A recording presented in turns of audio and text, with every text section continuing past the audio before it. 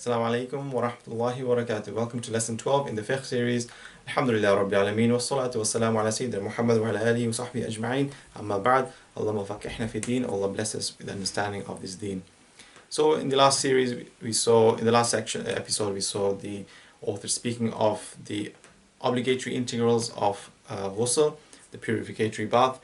Today we continue with the author now speaking on the Sunnah acts of the Ghusl.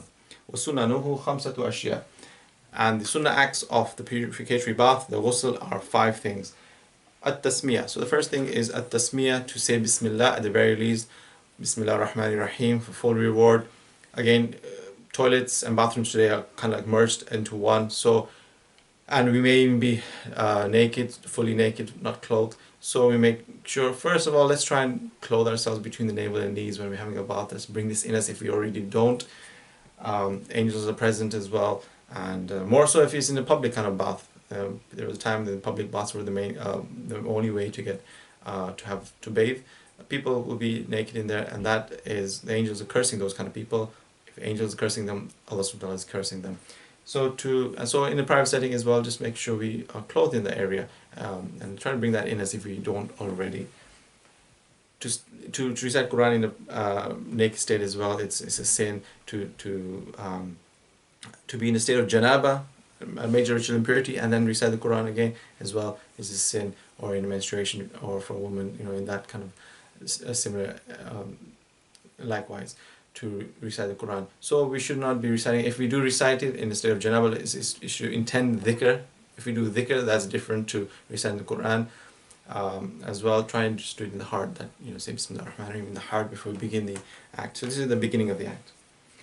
وَالْوُضُوء قَبْلَهُ. So the next thing is to perform wudu in the beginning of the ghusl, the middle of the ghusl, or at the end. But when I say end, before the ghusl ends, that we perform wudu.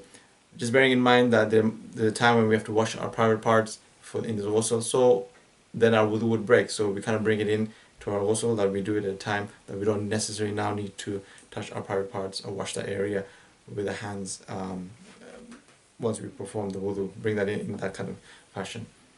وَالْوُضُوء قَبْلَهُ وَإِمْرَارُ الْيَدْ عَلَى الْجَسَدِ. To pass over the hands over the body. The body, everybody's body is different. Just by pouring water does not maybe reach every skin area, some layer of skin or so on and so forth underneath some area. So passing our hand over the body is a sunnah act, is recommended. وَالْمُوَالَى, continuation. Just to say that when you started doing the ghusl, some part hasn't dried. In maybe hot country, some part hasn't dried before you finish the ghusl or washed the end part. So that everything's still dripping wet from the first till the end, in a way that ghusl is that continuation is a sunnah act. And finally, وَتَقْدِيمُ الْيُمْنَى عَلَى الْيُسْرَى, to proceed with the right side, as it is in Islam that we start with the right before the left. We start with the right side of the body before the left. So we start with the head, then you can do your right side, top right, top left, the middle area, bottom right, bottom left, or going from the top to bottom, mainly the right side first and then the left side. So whichever combination, but preceding right over left is giving us the reward of the sunnah act. These are just 5 things mentioned in this book. However, there's more: to do things 3 times, each part to wash it 3 times, as long as we don't do it with extravagance, wasting water, we should not do that. To face the Qibla when you're having a bath, to remove the impurities, and also the purity things, so meaning even like washing the private parts area because we're in a state of janaba or menstruation, for example, then those things are done kind of first before we start washing the rest of the body, to make sure water doesn't splash for anything impure back on us, more so not in a setting of our bathroom, but say if someone has to have a bath outside and Hajj or something, or any other kind of time when you're in a different area and there's things, make sure there's no impurity somewhere around that is splashing on that and coming back on us as we're performing the ghusl to be pure.